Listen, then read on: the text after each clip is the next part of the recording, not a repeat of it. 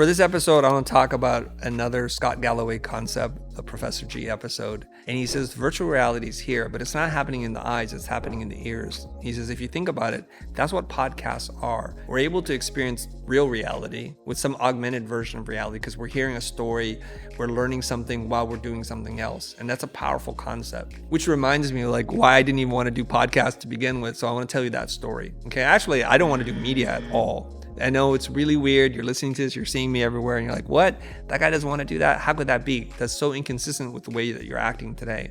Well, sometimes we don't know what's good for us until it happens. Let me take you back to 2014. My school friend, Jose Caballero, said, hey, let's go make some YouTube videos together. And I just did not want to do that. But in that kind of classic Godfather thing, he made me an offer I could not refuse. He said, you get to sit there and say nothing, and I will do all the talking. And true to his word, he could do all the talking and allow me to say nothing. But eventually I figured out, like, I want to do this thing.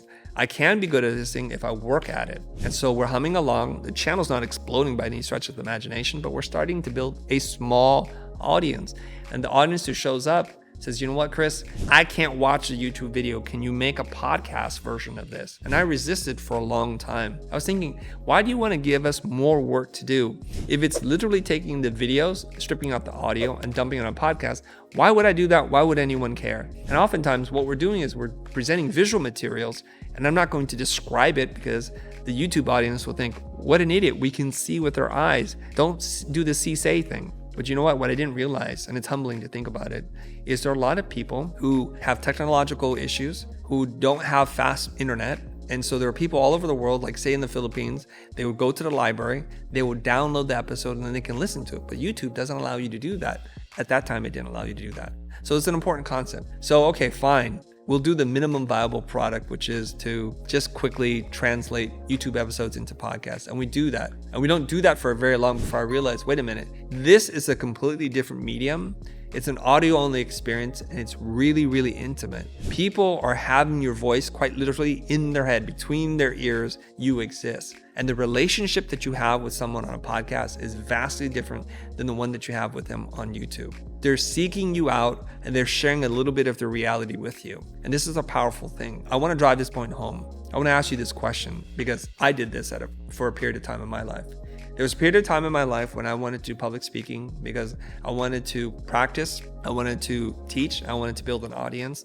I knew public speaking was one of those ways. And so in the early days, I didn't know what I was doing, so I'm not gonna get paid. In fact, I had to pay to do public speaking. What do I mean by that? Well, I worked on the deck for weeks. I wrote the material. I drove myself there. So now it's costing me time, money, and resources, and they didn't pay me anything. I paid for my own parking. They didn't even reimburse me for my own parking. How crazy is that? Then after I was done, they're like, don't let the door hit you on the way out. Now, many of you who are listening to this would say like, I would be glad to have that kind of opportunity, to speak in front of 200-300 people, to be able to develop my thought leadership, to be able to be more confident in my public speaking.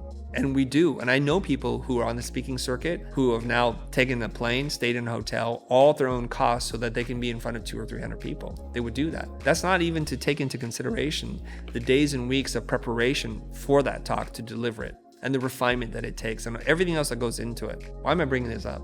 Well, think about it. If you create a podcast, you might not have more than 200 people downloading it, but you have 200 people showing up for you week after week, listening intently, anxiously anticipating, and consuming every word that you say. So you would pay for it to do it on a stage, but you're not willing to invest that same time and energy into something that you get to do for almost for free. What's really wild for me as a person who's very reluctant to create content on YouTube, Instagram, every place, I'm just reluctant, I guess. But eventually, when we create the podcast, something really weird happens. People tell me this all the time, and it's a strange phenomenon. They will say something like, I went to bed with you last night with my wife. I'm like, this is a little kinky. I didn't expect that. They're like, no, we just listened to you. And people will then say, I dreamt about you. Isn't that wild? The kind of intimate relationship that you can have. It's not exactly bi-directional, but it's super scalable so that your voice is in their head. And when we say what did brands do? They occupy space in your head. And this is what I get to do with the people who show up and listen and consume our content. You're not sure you want to do podcasting?